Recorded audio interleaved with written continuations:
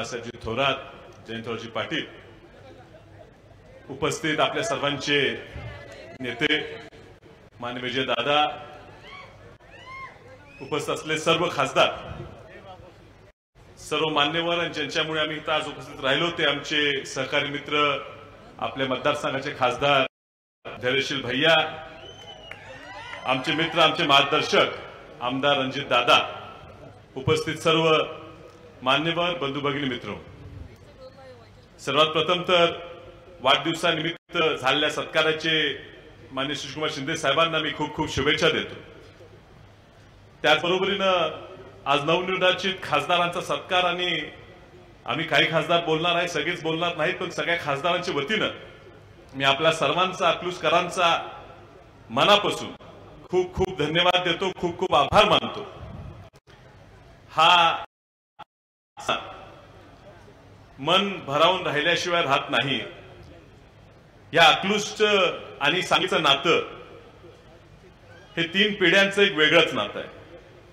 वसंतदादांचं आणि शंकर मोहिते पाटील साहेबांचं हे जे ऋणानुबंध आहे 3 पिढ्यांचे, मधल्या काही काळात दोन्ही घराणे कदाचित राजकारणात थोडे बाजूला राहतात का अशी परिस्थिती निर्माण झाली आणि आज जनतेच्या प्रेमामुळे आणि मंचावर बसलेल्या ज्येष्ठ नेत्यांच्या आशीर्वादाने आज पुन्हा एकदा वसंतदादांचे, मोहिते पाटलांचे नातू एकत्र खासदार म्हणून एका बाकडावर दिल्लीत पुन्हा बसले।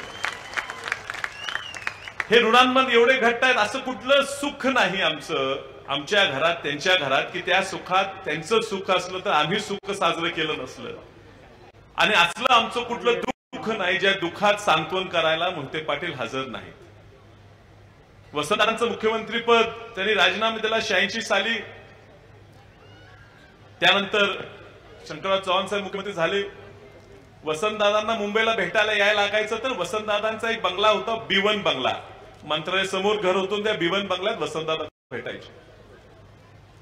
ते वसंतदादांना जो B1 बंगला मिळाला, तो B1 बंगला प्रसिद्ध झाला, तो बंगला हा विजयसिंह मोहिते पाटील दादांचा बंगला होता।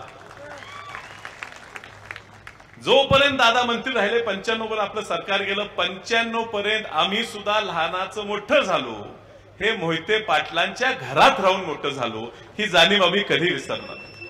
आणि म्हणून आज आनंद होतो की त्या दिल्लीत मोहिते पाटलांचा नातू आणि वसंतदादा पाटलांचा नातू एकत्र काम करतोय। मी तुम्हाला आश्वासन देतो, राज्यात तर एकत्र काम करून पुन्हा ह्या पुरोगामी विचाराची लोकांना सत्तेत आणायचं आम्ही सगळे खासदार मिळून काम करणारच आहे, पण दिल्लीत सुद्धा तुमच्या सगळ्यांच्या अडीअडचणी असलेल्या, तुमच्या समस्या आहे प्रामाणिकपणे मांडून त्या दिल्लीच्या तख्ताला सुद्धा हलवायची जबाबदारी आम्ही सगळे निश्चितपणे घेणार आहे।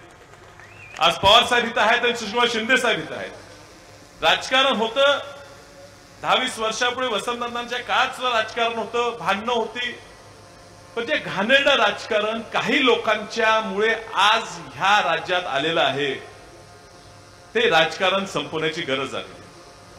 आणि म्हणून पवार साहेबांची, शिंदे साहेबांची आम्हा सर्वांना अजून खूप गरज आहे। अशा राजकारणात कसे मार काढायचा, कसा हा महाराष्ट्र पुन्हा घडवायचा, ह्यासाठी त्यांचं नेतृत्व आपल्या सर्वांना अजून खूप वर्ष लागणार आहे। आज त्यांच्या वाढदिवसानिमित्त मी त्यांना शुभेच्छा देतो आणि ईश्वरचरणी प्रार्थना करतो की जास्तीत जास्त उदंड आयुष्य त्या दोघांनाही लाभावं, आपल्या सगळ्यांना ह्या महाराष्ट्राला चांगला विचार हा पुढे नेण्यासाठी, सामान्य कष्टकऱ्यांचे, शेतकऱ्यांचे प्रश्न हे आम्हा सगळ्यांना मांडण्याची ताकद देण्यासाठी या लोकांना उदंड आयुष्य द्यावं ही एवढी विनंती करतो।